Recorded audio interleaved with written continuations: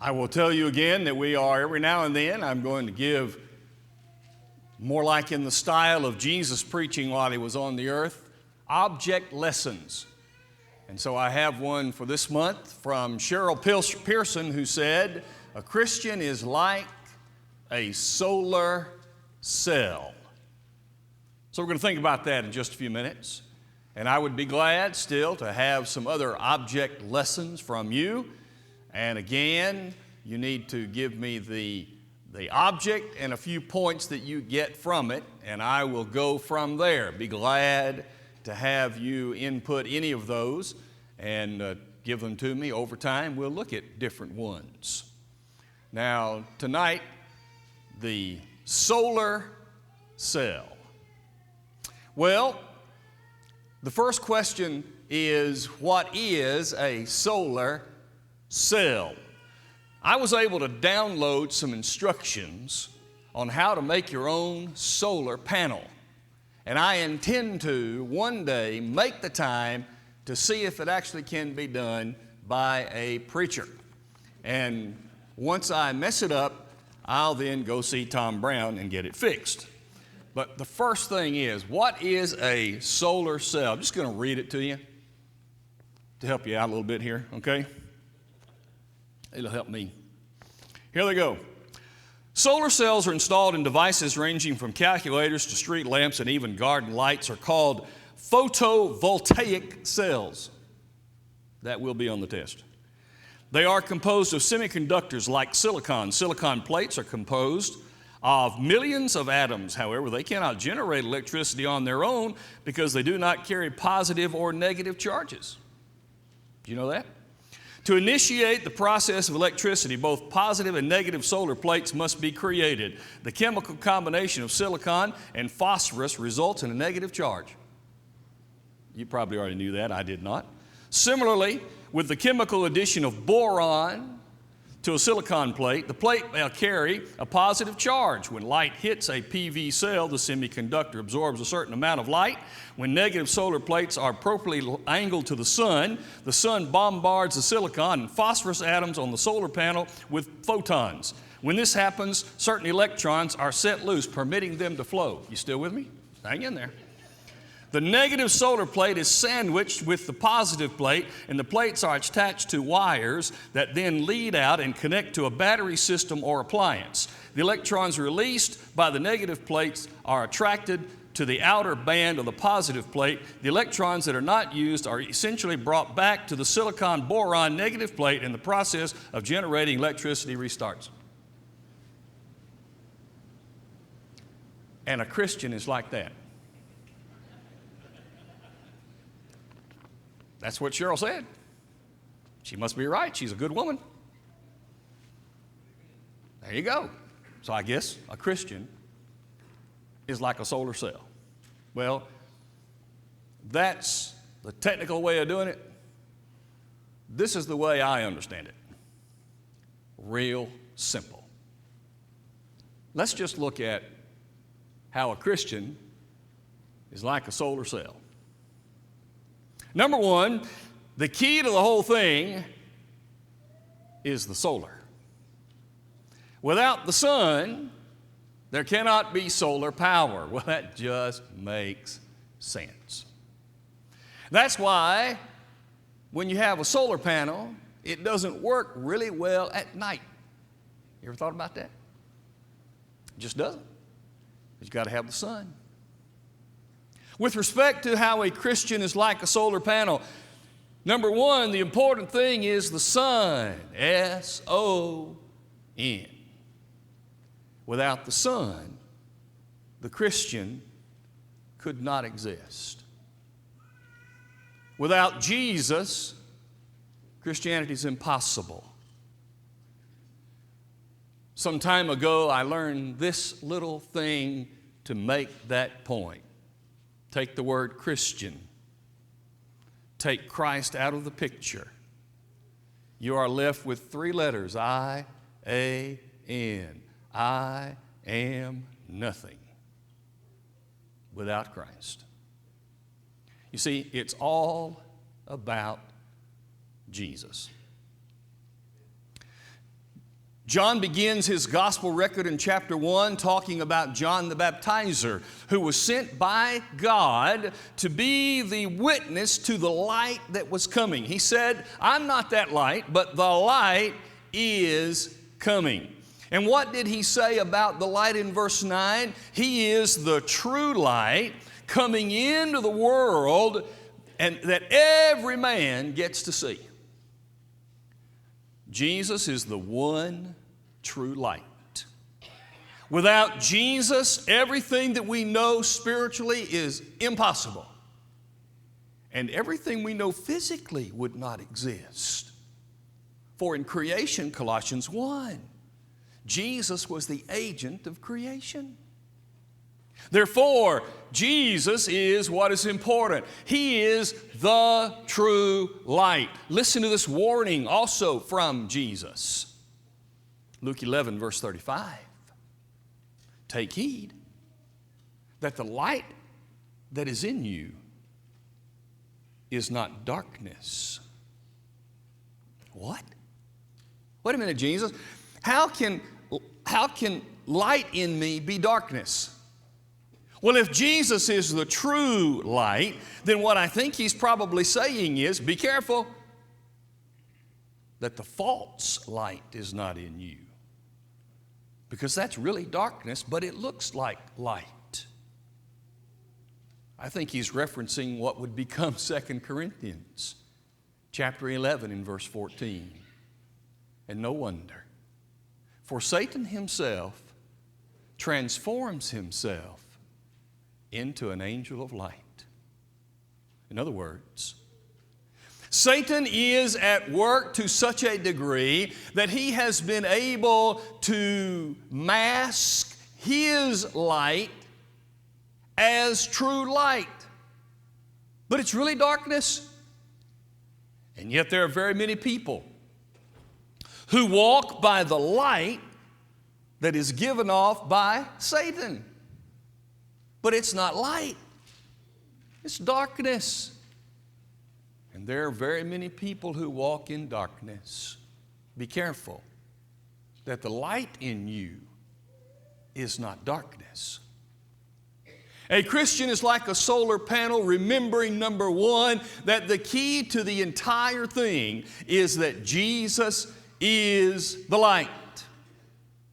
That's why the solar panel can operate. Number two, having the light now shining on the solar panel, this solar panel is able to receive the energy from the sun. There is no doubt in my mind that there is, in the creative power of God, looking through the annals of time, God knew that the sun would be a great energy source one day in solar power that we would come up with somewhere down the road. There's no doubt in my mind about that. How well it will do, how much we'll be able to use it, I don't know. But I know that's one thing that God designed that certainly works. And that's what happens. The solar panels receive the energy. So what is important is the panels must be pointed at the sun. Now, I have seen some houses that have these solar panels right at the crest of their roofs. And so they have an electrical operation where as the sun goes over the house, the panel follows the sun till it sets. It picks it up when it rises. It goes till it sets. Our house is situated just so that the sun comes up facing our front windows and it goes down facing the back windows. I could put a solar panel up there and maybe you could have that thing where it would face and turn and rotate, or put one on the front and one on the back. Either way, you got to have a way to keep those panels pointed at the sun. Listen to what Jesus said, John 8, verse 12. I am the light that's come into the world. I'm the light of the world. And if anyone, notice, follows me, he will not walk in darkness, but he'll have the light of life. Now, as these panels follow the sun, they receive this energy that becomes DC power. Direct current. That's the kind of power that is received from the sun and stored or comes into these solar panels. Direct current. For a Christian, we are the receptive panels that receive this DC power, divine current. And it comes to us, flows within us. That's what these power cells do. They receive this energy, and they are able to take this energy, and then they are going to take this energy and they're going to use it. Paul reminded the Romans in chapter 13 and verse 12. The night is far spent, day is at hand. Therefore cast off the works of darkness and put on the armor of light. The armor of light that we wear, that we have, is the power of the energy that comes from the divine current of Jesus the Son shining and flowing through us. Third, the way this operates in an easier fashion to understand than what I read, those panels transform through wires that energy to a place of storage where the energy can be stored in battery form for the future, and it can also then be sent to an inverter to be used immediately. Therefore, he says, Paul writing to the Corinthians in 2 Corinthians chapter 4 and verse 6, God commanded the light to shine out of darkness, and He has shone into our hearts to give the light of the knowledge of the glory of Jesus, of God, in the face of Jesus Christ. That place that stores that energy is the heart of the Christian. When we receive that energy, that divine current from Jesus, it shines in our lives and is stored in our hearts. It is there for the opportunity to be used when it's needed, and it is from that point that it is then converted or inverted into energy that can be used right now. And that's the final point.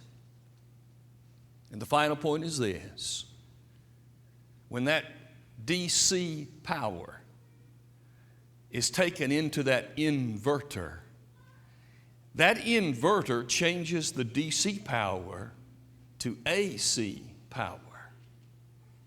And that AC power allows you to, in a house, to plug in an appliance to the wall, and now it operates. I remember when we were, a number of years ago, kids were small. We had gone through 3 or 4 over time. We had those big conversion vans. And we had a player, a video player, and a little screen for the kids when we were on a trip. And I remember one time we had a van that we were going to add one to it, and so we bought this inverter. And it was the coolest thing in the world, because you could take one end of it and plug it into the cigarette lighter area, and then that inverter would change that DC power into AC power. You can plug in the video player, and now you have it right there. That's what we're talking about. Alternating current. For a Christian, that solar panel, the Christian's heart, receives that divine current, storing it up in the heart for future use, and at the same time converting some of that power into active current right now. Ephesians chapter 5, verse 8. You are children of light. Therefore, walk as children of light. A Christian is like a solar cell. When he or she has that power available right now, active current, living for motivating, moving, and controlling one's life every single day. I think that's a great object lesson.